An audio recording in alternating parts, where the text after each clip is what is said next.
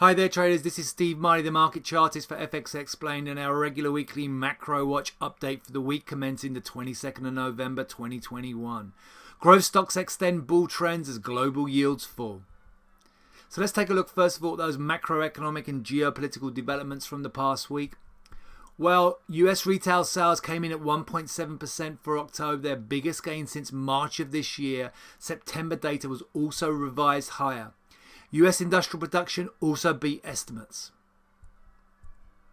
This has sustained the risk-on theme despite headwinds of higher inflation and rising COVID-19 rates in Europe. The high COVID-19 rates in Europe have seen significant restrictions applied in several nations, including the Netherlands, Germany, and Austria. And on the inflation side, October UK inflation hit its highest level in nearly a decade at 4.2%, up from September's reading of 3.1%. And this is, remember, after the prior week we saw US CPI data significantly high. The rising COVID-19 rates and inflation worries have, though, seen falling bond yields in Europe, the UK, and to a lesser extent in the US. And also the anticipation of potentially Lyle Brainerd as maybe the next Fed chair, who is seen as being amongst the more dovish of Fed officials, has added to the lower yield theme. Although at the moment the expectation is that Jay Powell will be reinstated as Fed chair. Now let's take a look at the global financial market developments for last week ending the 19th of November. Well, European stocks and global stock averages at or near record highs in here, dipping lower at the end of last week, but pretty much maintaining the bull theme that we're seeing in here September, October, November.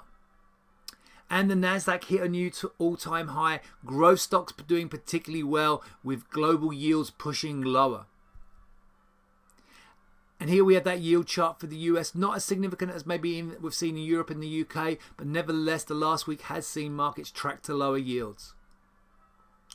And we've seen the US dollar continue to outperform US dollar strength that we've seen from the beginning of November and actually all the way from May, but extending that November breakout to the upside, and the US dollar index here at its highest point since July of last year.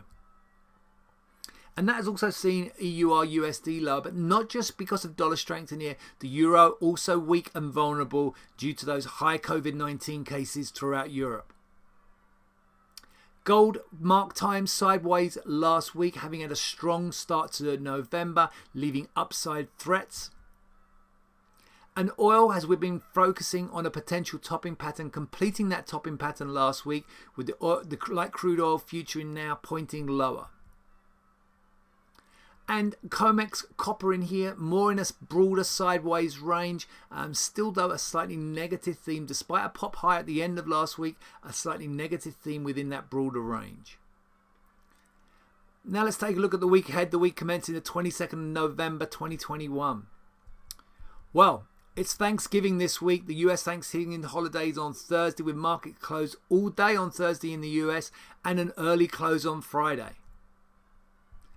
On the central bank side, we get the PBOC, the People's Bank of China interest rate decision on Monday. And then Wednesday brings both the RBNZ interest rate decision statement and press conference, and also the release of the FOMC meeting minutes. And on the data front, we've got that PBOC China interest rate decision on Monday, New Zealand retail sales, and global market flash PMI. That's probably the standout data of the week in here, coming on Tuesday. The RBNZ interest rate decision comes Wednesday, alongside German IFO, US GDP and durable goods, and the release of those FOMC meeting minutes. And US Thanksgiving holiday respected on Thursday, expecting a quiet day with US markets closed. We do get the release of German GDP data and a partial close, and markets closing early on Friday with the Thanksgiving holiday, and Australian retail sales also released on Friday. I'm going to wish you all a great trading week. Please do stay safe out there. Don't forget to hit that like button if you like what you're seeing, and also follow us on our YouTube channel. And I'll be back with you next week for another Macro Watch. So traders, don't forget to catch us on the next FX Explained Macro Watch and all the great content on fxexplained.co.uk.